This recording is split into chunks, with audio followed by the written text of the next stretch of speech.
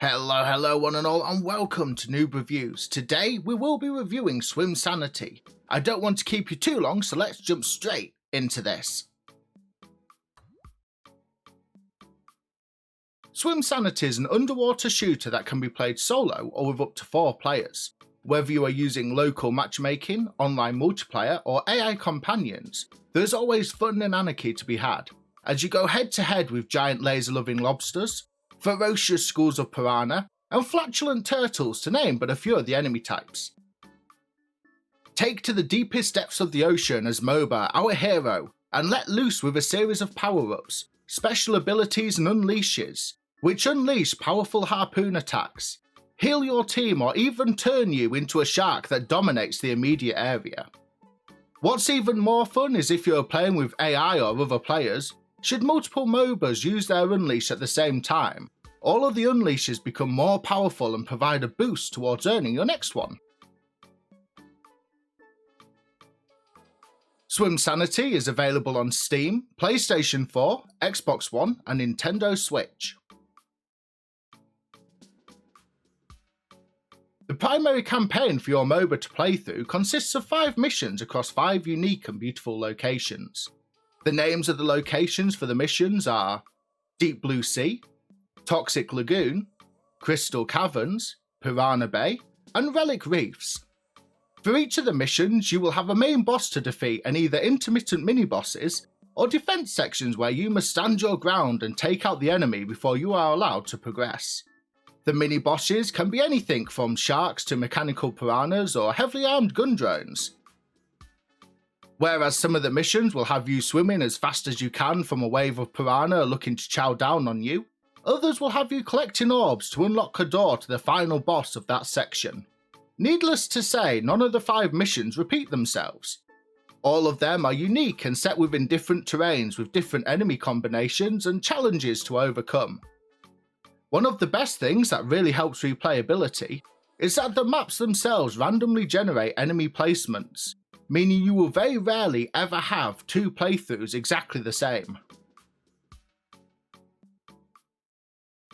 As I mentioned before, how you want to play is entirely up to you. In addition to a solo campaign spread across 5 maps, there are also 2 other standard game modes called Hardcore Adventure, which is a hard variant of the normal adventure mode, and Survival, where you must face off against wave after wave of enemies. The online functionality in the game allows you to play anything you can play solo with both friends and randomers, meaning you never have to swim alone unless you want to. One of the best features of Swimsanity is that it is fully cross-platform, meaning you can play with your friends, no matter what platform they're gaming on. In addition to the regular missions and wave defense, Swimsanity also has a manic multiplayer where 4 players can either go head-to-head or work together in 2 teams of 2 across several game modes. The specific modes for the multiplayer are Deathmatch, which is your basic deathmatch mode, Last MOBA Standing, where you fight until only 1 player remains, Orb Rush, where you must take a large orb from the middle of the map and deposit it in a goal where you spawned, Team Deathmatch, which is a 2v2 version of the basic deathmatch, and Team Orb Rush, which is a 2v2 version of the Orb Rush. There are only 5 maps across all the different modes from what I've seen, but there are slight variations on each depending on what mode you play. For example, when playing Orb Rush or Deathmatch, you may recognise the maps you are fighting on, but they will be a condensed section of the larger maps from the main campaign. The controls for Swimsanity are straightforward and easy to get to grips with. On the Xbox, for example, you aim with your right thumbstick, shoot with your right trigger, and use LT and Y for your unique abilities such as Unleash Power, Missiles and Mines. A allows you to teleport, which is essentially an underwater combat roll out of danger, but it also allows you to roll through specific hazards that might be otherwise impassable, without taking damage.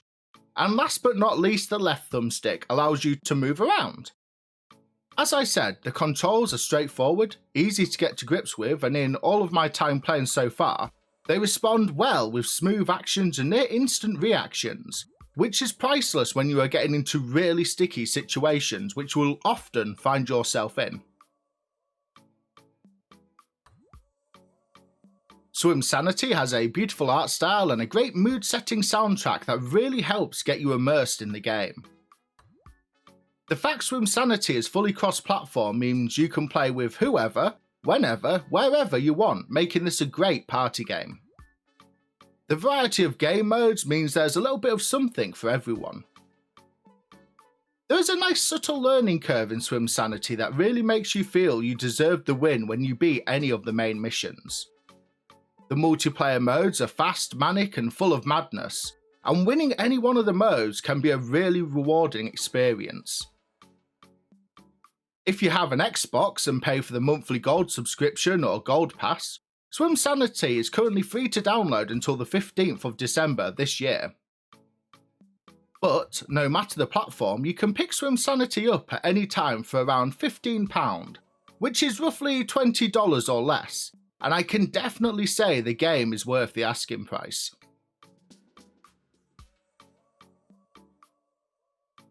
When playing through the main missions, although you hit checkpoints, they do not allow you to respawn if playing solo and you die.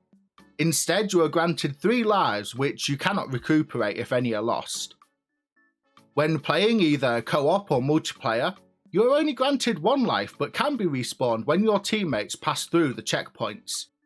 I think some players may find this a little frustrating at times, especially when getting to grips with the game, but bear with it and your patience will be rewarded. When playing game modes in co-op or multiplayer, you will often find not many people want to use their mic, which is okay but can make coordination difficult. Although this is not the game's fault, should your team swim off ahead of you, you can become trapped and even killed against the scenery. Just like the checkpoints, this may become frustrating and put people off.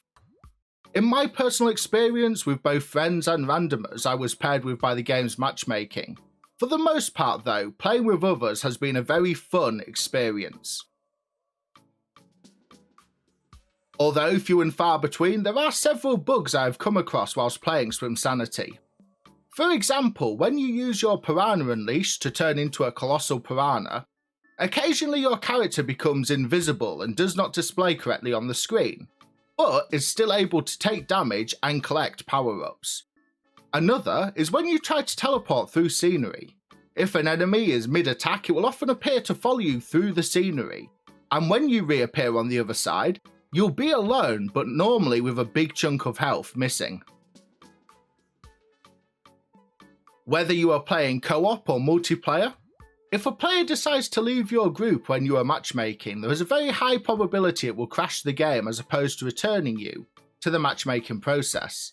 I have had this happen many times on the Xbox, and it often requires you to close the game fully and reboot it to fix the issue. I should just add in though, for full transparency, that where possible, the game will always try and recover itself and return you to the matchmaking screen if it can.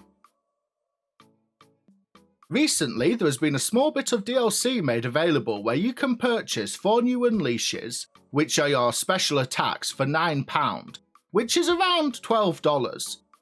When looking at what you get for that £9 though, it really does seem a lot of money for such a small DLC pack, and at most I would say is only worth around half the asking price. However, as the DLC is completely optional, it will be entirely up to you as the gamer as to whether or not you purchase it.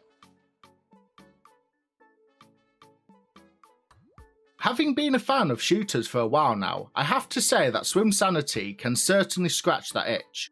It's bright, colourful and very fast paced. Mixed with an excellent soundtrack, Swimsanity can become somewhat addictive and hard to put down. But I would class this more as a positive than a negative, as even when you are eaten by a whale or smushed by a giant underwater centipede, you just want to jump back in, take what you've learned and improve on your previous runs. Overall, Swimsanity does have a few areas it could improve on, which I mentioned before, but I would definitely say give the game a look-see if you can. Personally, I thoroughly enjoyed my time playing Swimsanity and hope you will too. At the end of the day, all I can really do is provide my personal point of view and encourage you to try the game for yourself to form your own opinions. Some may love it whilst others might not. For now though, whatever you decide to play, I wish you happy gaming and have a fantastic day. Bye!